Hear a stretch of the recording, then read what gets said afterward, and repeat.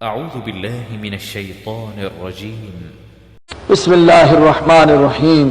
هل اتاک حدیث الغاشیہ، کیا آپ کے پاس آئی ڈھانپ لینے کی بات، قیامت کا منظر؟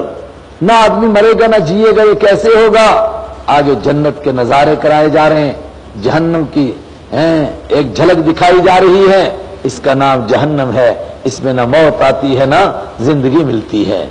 حل اتاک حدیث الغاشیہ، کیا پہنچی آپ کے پاس ڈھانپ لینے والی کی بات، وہ مصیبت جو سب کو ڈھانپ لے گی.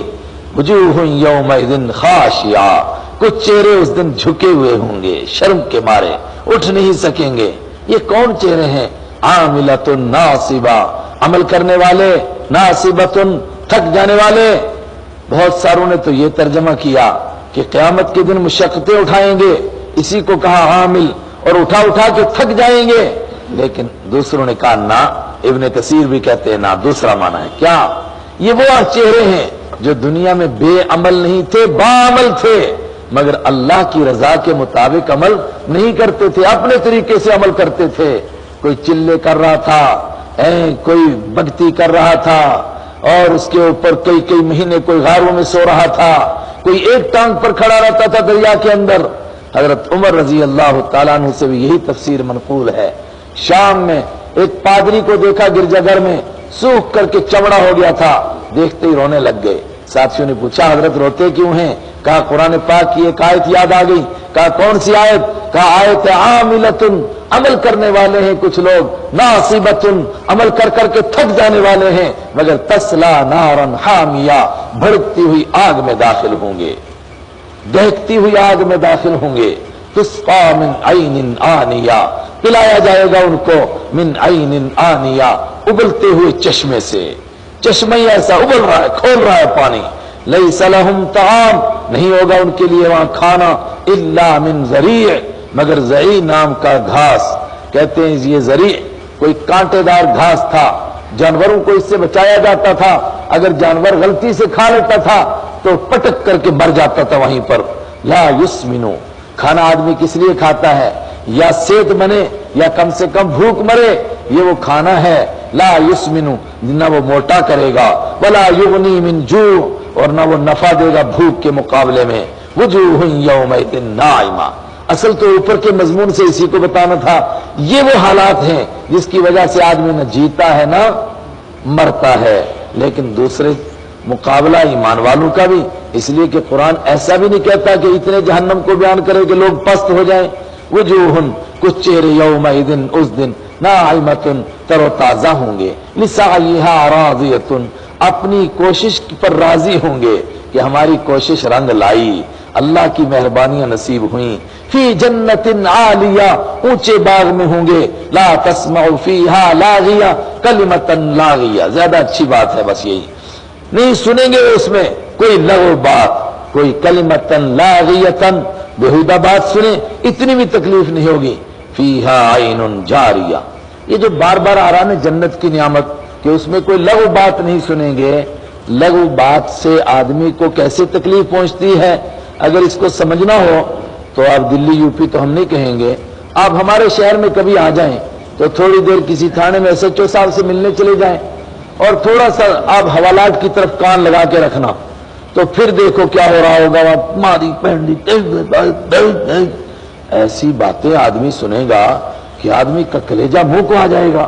یار کیا ہو رہا ہے، میں کس بستی میں آیا ہوں، کہاں گھوم رہا ہوں؟ یہ ایسے تیری مانگی تیری بہنگی بس یہ. اور پھر اتنے تنگ اور اتنے ٹینشن میں کہ ملزموں کو گالی دینے کے بجائے اپنے آپ کو گالی، وہ میرے پیو، وہ میرے 10 میں کسے جاؤ، اسی کو اپنے آپ کو گالیاں دے رہا ہے. یہ منظر دیکھو تو پھر پتا چلے کہ لغو باتیں سننے سے تکلیف ہوتی ہے. جنت میں لغو باتیں سننے کو ملیں گی نہیں. اللہم احفظنا. فیہا عین جاریہ، اس میں ایک بہنے والا چشمہ ہے. فیہا سرر مرفوعہ، اس میں اونچے بچھے ہوئے تخت ہیں. واکواب موضوعہ، اور رکھے ہوئے گلاس ہیں. ونمارق مصفوفہ، اور لائن میں بچھے ہوئے. نمرقۃ کی جمع نمرقہ، نمرقہ، نمرقہ، مثلثۃ الفا، تینوں طریقے سے پڑھ سکتے ہیں.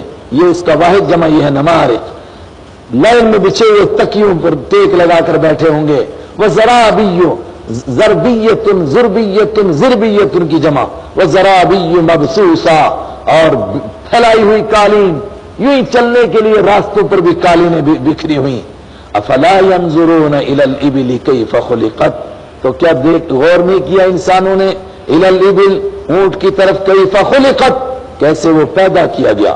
والى السماء آسمان کی طرف كيف رفعت، کس طرح وہ بلند کیا گیا.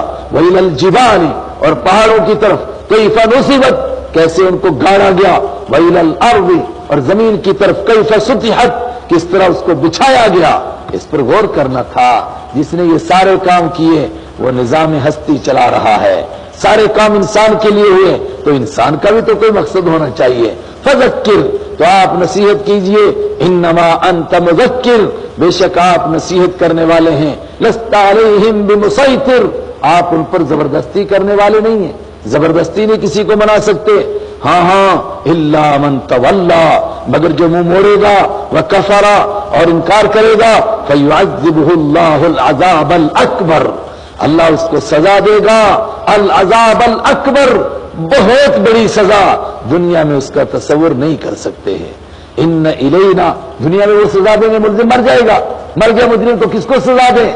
ان الینا ایابہم، کیا دھمکی، آ جائے گا پترا شام کو تو ادھر ہی آئے گا.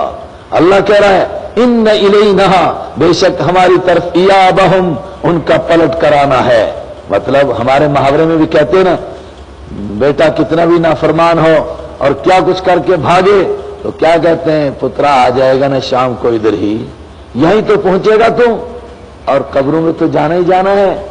ایک آدمی نے کسی سے قرضہ لینا تھا، سویرے سویرے جاتا ہے تب بھی نہیں ملتا ہے، بھاگ جاتا ہے ملتا ہی نہیں. تو جس نے قرضہ لینا تھا وہ جا کے قبرستان میں بیٹھ گیا. کئی دن سے وہیں بیٹھا ہوا، لوگوں نے کیا بات ہے، کہتا وہ فلانے سے قرضہ دینا ہے وہ ملتا نہیں ہے. تو ادھر کس لیے بیٹھا ہے، کہتا کبھی نہ تو کبھی آئے گا پتر ادھر ہی، یہیں سے مان لوں گا.